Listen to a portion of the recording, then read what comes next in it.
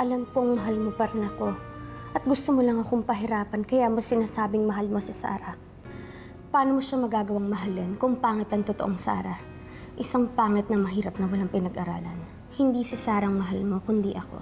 At mahal pa rin pala kita, Nicolas. Hirap akong mahalin, kaya ang hanap mo'y siya pa rin. Kailan ka ba Nicolas? Tama ka. Ang layo niyo nga ni Sarah. Wala akong maramdaman sa halik mo eh. Ang halik mo parang may lason. Ang yakap mo, yakap ng traidor. How dare you compare me to that stupid, illiterate woman? Langit siya. Pusali ka, ugaling basura. Hindi kasi ako yung... Kasi ako yung totoong mami niyo. Mami, please, please, wag mo kami iwan. Please, please. I want you to marry me. Please be my wife. Kaya ko magbago lang ang isip mo.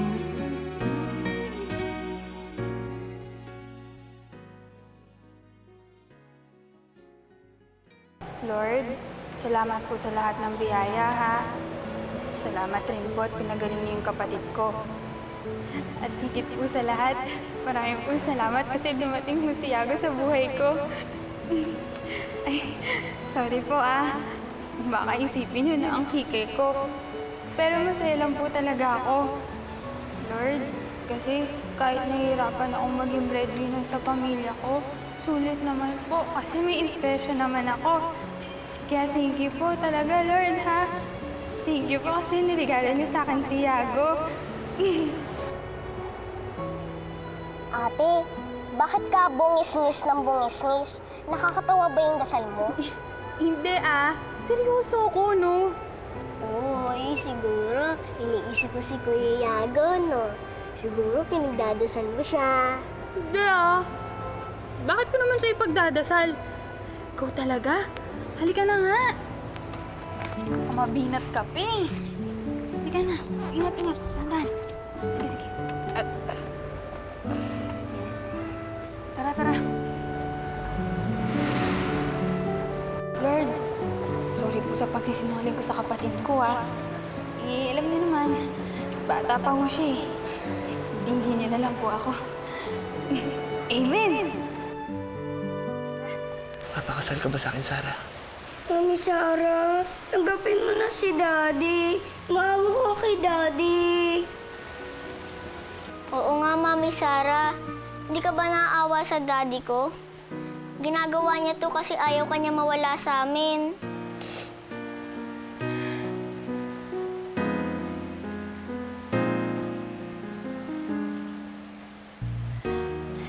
Makakatanggi pa ba ako? Tatlo-tatlo na kayong pinagtutulungan ako eh. Oo, Nicolas. Tinatanggap ko ang alok mo. Kahit hindi pa tayo pakasal sa harap ng simbahan. Kahit sa harap lang ng mga anak mo. Mabuhay ang bagong kasal! Yay! Basta yakap ka lang, kahit mahal mo siya. Mahal naman kita. Umaasang bukas, mamahalin mo rin ako. Annulment pertains to marriages that are considered valid, but there are grounds to nullify it. On the other hand, declaration of nullity of marriage pertains to marriages that are void and invalid even from the very beginning. So sa palagay ko, ang hihingin sa'yo, Nicolas, yun ang hihingin niya to nullify your marriage. And psychological incapacity is a ground to do that.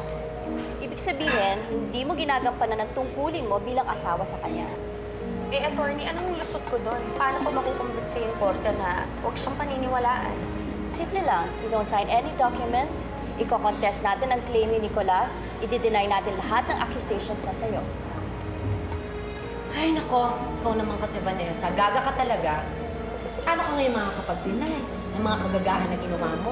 Alam ng lahat na ninakawan mo si Nicolas. But still, Vanessa is presumed innocent until proven guilty in court, lalo na Mahirap i-prove in court na ikaw nga ang may kagagawan na pagpalit ng mukha ng Sarah na yon. Isa pa, meron tayong pinakamalaking alas laban kay Nicolas. Ano ho yun? Hindi ba sinabi mo, inamin sa'yo ni Nicolas na matagal na niyang alam na si Sarah ay nagpapanggap na ikaw? And despite that, nakisama siya kay Sarah. Pakikiapid ang tawag doon, Vanessa.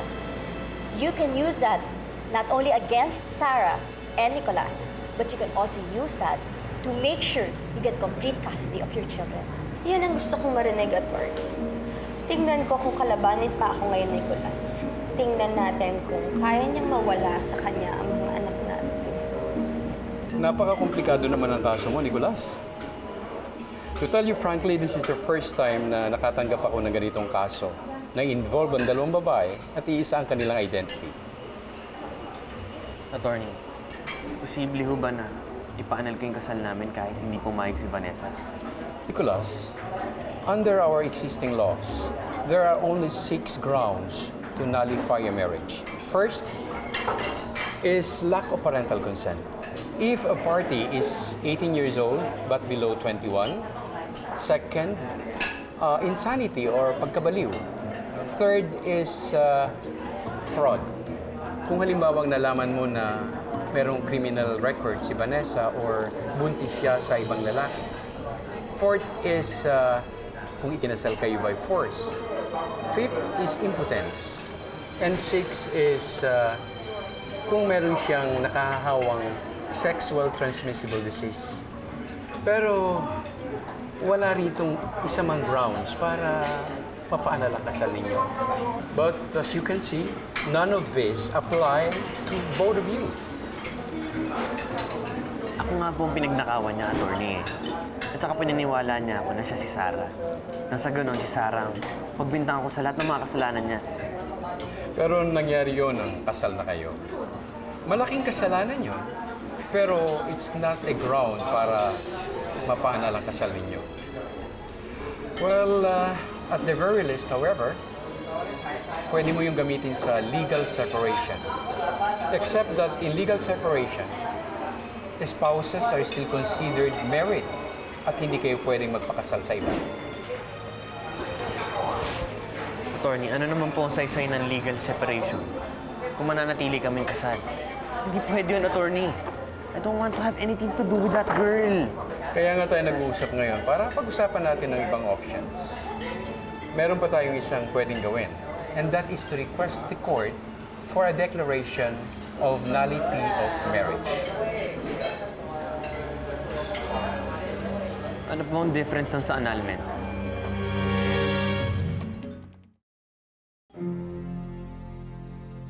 Ano kayang nangyari kagabi? Sino kaya ang totoong Vanessa sa dalawang Vanessa na nakita ko? Sino kaya sa kanilang paghihigantihan ko?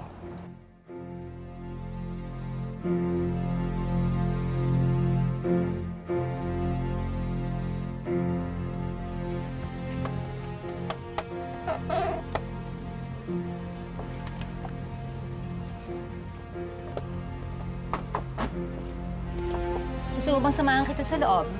Hindi na makaya ko na itong mag-isa. Are you sure? Baka naman pag-uwi mo mamaya sa bahay ay iiyak-iyak ka. Don't disappoint me this time, Vanessa, ha? Hindi ka magpapatalo. Wag na wag, ha? Ma, sino ba nagsabing marunong akong magpatalo? Believe you me, hindi matatapos ang araw na to. Ako ulit ang reyna ng bahay na yan. Well, kung ikaw ang reyna, Vanessa, ako naman ang mother queen. Ay, nako. Hoy! Galing mo, anak, ha? Sure, ma. Okay. Hoy, ano ba? Bilisan niyo naman!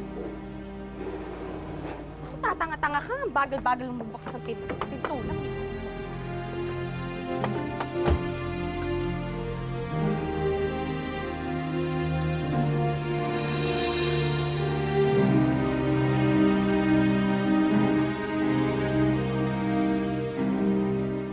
Pare, paniwalang-paniwala si Trisha, mahal ko pa rin siya. Pero, alam mo si Karen, alam mo yun na lang, hindi na lang kami nagsasabihan eh. Pero, alam namin na mag-MU na kami. Nagigilty ako. Laki talaga ng problema mo, bro. Eh, ka rin naman pala eh. Eh, ba't tinanggap mo pa si Trish? Anong gusto mong gawin ko? Sabihin ko sa kanya na hindi ko na siya mahal? Hindi pa naman ako sigurado eh. Isa pa, pinaglaban naman niya ako. Umalis siya sa atin niya sa Amerika. Di ba? Para lang balikan ako. Ano ka ba, Chong? Hindi si Karen na lang ang tanggalin sa equation mo. Huwag mo lang puntahan yung babae. Total, tinutulungan mo naman yung kapatid niya. Di ba? Natulungan mo na nga eh. Alam mo, pare, imposible yun eh. Kasi hindi ko na kaya hindi siya makita eh. Ngayon pa na mag-MU na kami. Ano gagawin mo? Dala-dala mo ang chick mo. Ano ka ba? Ayaw mo nun? Ayaw mo yun, Chong, na nako, para nang ang class schedule yun eh. Diba? May TTHS ka na. May MWF ka pa. Wala ka ng bakante. Eh, paano yung linggo ko? Oh, may linggo. Wala pa rin. Siyempre may date, diba? Sige, ang sasaya niyo, no? Ha? Akala niyo ba natutuwa ako? Akala niyo madaling ginagawa ko? Ha? Pare, dalawang matinong babaeng niloloko. Dalawang matinong babae na pareho ayoko masaktan. Ha? Hindi niyo kasi ako naiintindihan eh. Tol naman. Pasensya na. Nagbibiroan lang tayo rito eh. Bibiruan siya. Siyempre, naiintindihan ka namin, Chong. Ito lang mapapayo namin sa'yo, ah. Pag-isipan mong mabuti kung sino talaga sa kanilang dalawa ang mahal mo. Tama yun, pare. Kung may napili ka na, doon ka magdesisyon, di ba? Okay. Okay sa'yo yun? Para sa desisyon niya, pare, oh. Desisyon? Kumusta tayo? Ano? Sa desisyon niya? Oo.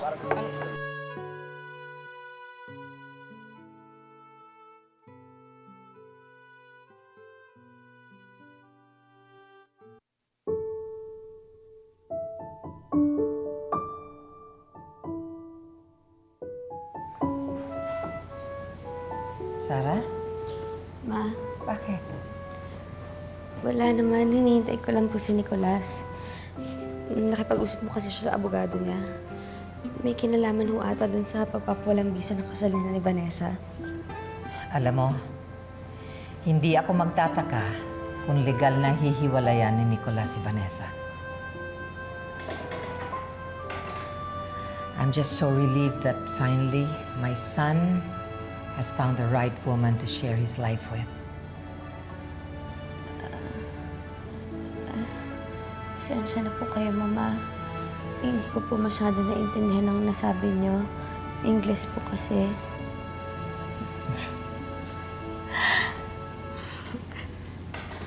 Sana po makuha ko rin tumawa. Pero hindi ko po kaya. Natatakot po ako sa pwedeng gawin ni Vanessa. Lalo na pag nalaman niyang kumukontak na si Nicolas sa abogado. Baka ho biglang sumugod yun dito, Mama. Kilalang kilala mo na talaga ako. Hindi ako natataka dahil ginagaya mo naman ako, di ba? Vanessa?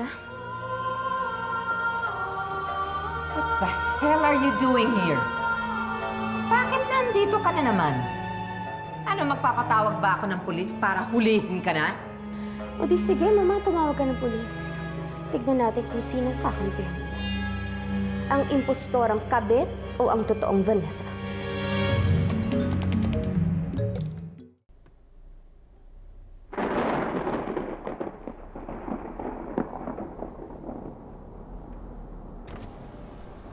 Lara. Oh, Carlos, anong ginagawa mo dito? Sinusundan kita. Ano ka ba naman? Di ba sinabi ko na sa'yo na kaya ko na to? Gusto ko lang naman makasiguro na hindi ka gagawa ng mga bagay na hindi mo masyadong pinaplano. Gusto ko rin, if ever man mapahama ka, nandirito lang ako sa malapit sa'yo. Baka rin, ah. Alam mo, hindi ko akalain na pagtutuunan mo ako ng ganitong klaseng pansin. Baka talaga. Alam mo, mag-ingat ka sa mga papuri mo. Baka mamaya ma-inlove ka sa akin. Teka, ano ba nangyari sa lakad mo? Maganda ang resulta. Tama ka nga sa sinabi mo na kung sino ang maiiwan sa bahay ni Nicolas, siya ang tunay na Vanessa. Nakita ko si Vanessa kanina, hinatid siya ni Betty. Ngayon, mukhang mapapadali na ang pinagpaplanuhan kong pag-iiganti. Dahil nandun na sa bahay ni Nicolas ang tunay na Vanessa.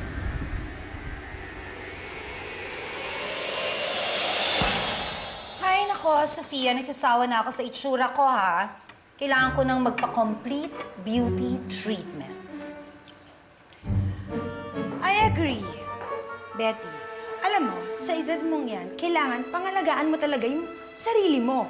Pero meron kang problema. Saan ka naman kukuha ng pera mo na pagpapa-overall mo? Hay, hanggang wishful thinking na lang yata ako. Eh lalo na ngayon, na ayaw na ni Nicolas sa anak mo. Saan ka kukuha ng perang pangwawaldas mo? Hoy, paano ka naman nakakasiguro, Sofia, na hindi na babalikan ni Nicolas ang anak ko? You don't know Vanessa very well. Maraming surprises ang anak ko. Nako, ang tindi kaya ng kasalanan ng anak mo kay Nicolas. Kung ako si Nicolas, kahit maglumuhod pa si Vanessa sa harap ko, hindi ko siya tatanggapin. Talaga? Sa tingin mo, hindi na talaga magkakabalikan ng anak ko at saka si Nicolas? Oo, no? Doubt it. Kawawa naman ang anak ko. Paano na ang mga luho ko, Sofia? Halika. Napupundi na ako sa pagsusumiksik mo sa bahay ko. Panahon na para lumayas ka dito. Halika na!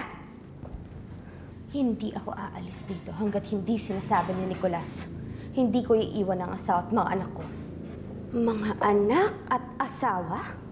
Ang kapal din naman talaga ng mukha mo, no? Kailan pa naging asawa si Nicolas? At kailan mo pa naging anak ang mga anak ko? Sa Paul nang iwan mo sila sa akin, Vanessa. At ipagpalit sa kabit mong si Dr. Leandro na kakonsyaba mo sa pagpapalit ng mukha ko. Vanessa!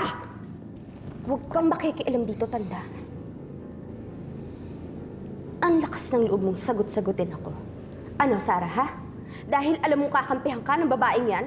Dahil alam mong kukonsintihin ka ni Nicolas? Itong tatandaan mo at ipasok mo sa maliit mong kokote. Hindi mo ko kaya. Hindi mo maaagaw sa akin ang asawa at mga anak ko. Hindi ka na mahal ni Nicolas. Kaya wala ka nang hahabulin dito. Meron, Mama. Ang mga anak namin. Hihingin ko sa korte ang full custody ng mga bata para ilayo sa inyong lahat. At sigurado kung mananalo ako, lalo na kapag nalaman ng korte na nakikisama si Nicolas sa isang babaeng hindi naman niya totoong asawa. Ano kayang mangyayari kay Nicolas kapag nilayo ko sa kanya mga anak namin? Sigurado kung hindi niya makakaya yon. Sigurado kung hindi niya matitiis ang mga anak namin. Kaya paano ka na, Sarah? Paano ka na kapag iniwan ka ni Nicolas para sa amin ng mga anak niya? Babalik ka sa basura. Ikaw at ang peke mong mukha. Sa basura ka pupunta.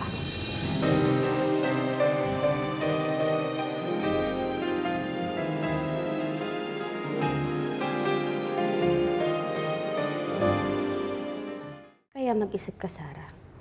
Gusto mo bang masaktan ang mga anak mo? Gusto mo bang masaktan si Nicolas o aalis ka sa bahay na to? Makikiusap ako, Vanessa. Huwag mo naman sanang idamay ang mga bata sa problema nating tatlo. Simple lang ang tanong ko. Aalis ka ba sa bahay na to o gusto mo magkagulo tayo? Para huwag ka maniniwala sa kanya. Huwag ka magpapatalo sa babae. Dahil kahit kailan, hindi niya tayo pwedeng guluhin. Nicolas. Ano? Nagmamalag ka, ha? Ano kukunin mo sa akin ang anak ko? Sa akalang papayag ako, ha? Ito ang tandaan mo. Hahayaan ko nang maubos ang pera ng pamilya kay Tano.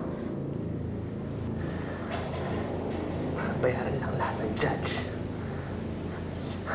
Lahat ng mga lawyer.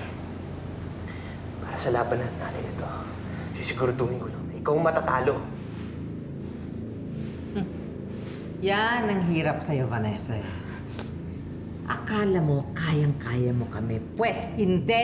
Hindi mo kami kaya! Fine. Kung yan ang gusto niyo, papayag ako. Sige. Papayag akong magsama kayo ni Sarah, pero sa isang kondisyon. At ano naman yung kondisyon na yan? Simula sa araw na to, dito ako titira. Sabihin niyo ng makapalang mukha ko, pero magsasama-sama tayo sa bahay na to.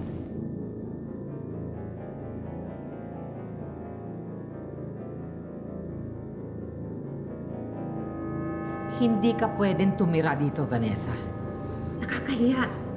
Malaking iskandalo to. Nai-eskandalo ka na titira ako dito, pero hindi ka nai-eskandalo sa pakikisama ng anak mo sa impostorang yan. Enough, Vanessa! Hindi na ako natutuwa sa mga pakulo mo eh. Mabubog kita. Nicholas, hayaan mo siya, Sarah.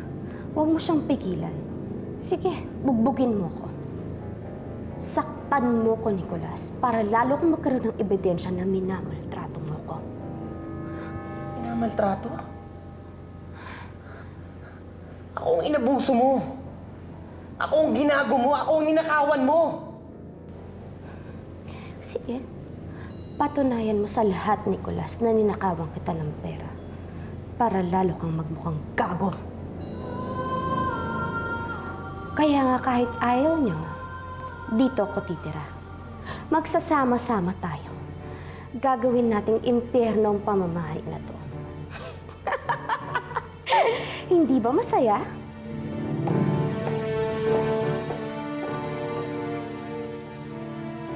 Nicholas, huwag kang papayag na dito tumirang walang hiyang yon.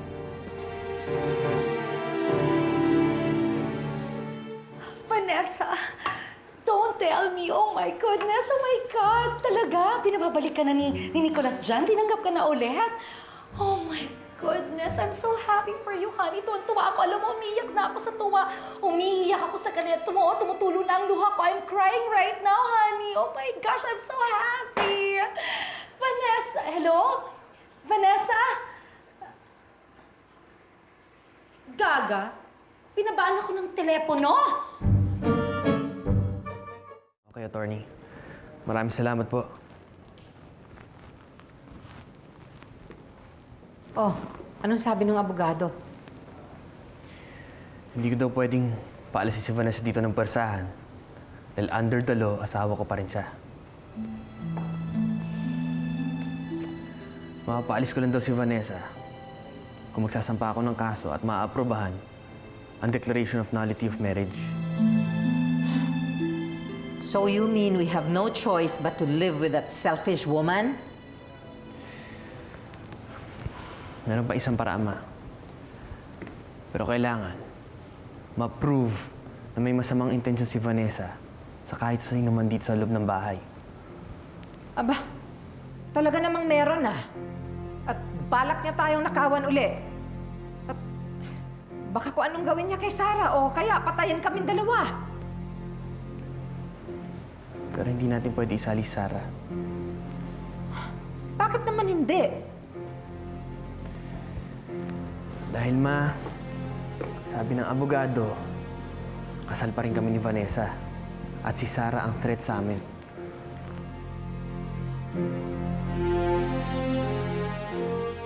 Ang bango, ang sarap amuyin. Natural. Pinalagyan ko itong pabango bago nagbanlaw ang labanira. O, di mabango? Sigurado ako masarap ang tulog ni Mami Sarah tsaka ni Daddy nito. Sana nga. Ganon na nga na. Sana magkaroon kayo ng dagdag na kapatid. Hindi ba? Saka, matagal na tayong walang bata dito di ba? Gusto ninyo yon? Gusto ba ninyong madagdagan kayo ng kapatid? Ha? Oo, gusto ko. Oo. Para meron kami kararon ni ate. Patrick, Kathleen. Mami, tignan niyo po, tinulungan namin si Manang na ayusin yung bedsheet niya ni Daddy. Mami Sarah, napag-usapan po namin ni Patrick na gusto po namin magkaroon ng bagong kapatid. Kaya sana magkaroon kayo ni Daddy ng bagong anak. Talaga naman pala mga walang yak kayo, mga traidor kayo! Ha? Mami Vanessa? Oo, ako nga. Ang totoo niyong mommy. Kaya pala nagsusumiksik dito yung makapal na Sara na yan dahil kinukonsinti nyo! Mapapatay ko kayo! Ma'am, tama na po, ma'am. Uy, ikaw tanda, huwag ka nangingialam, ha? Tama na, ma'am, miss.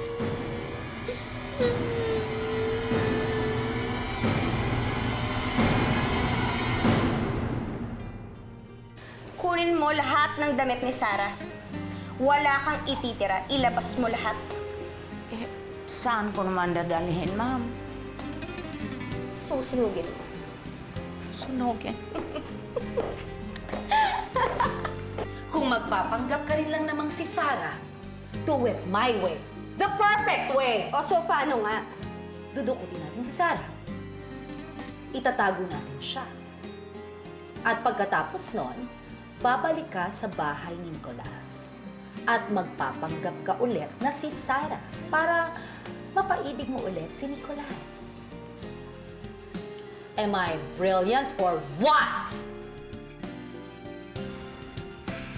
Vanessa! Ano? Kanang marami pang tanong, ha? Sumama ka sa akin!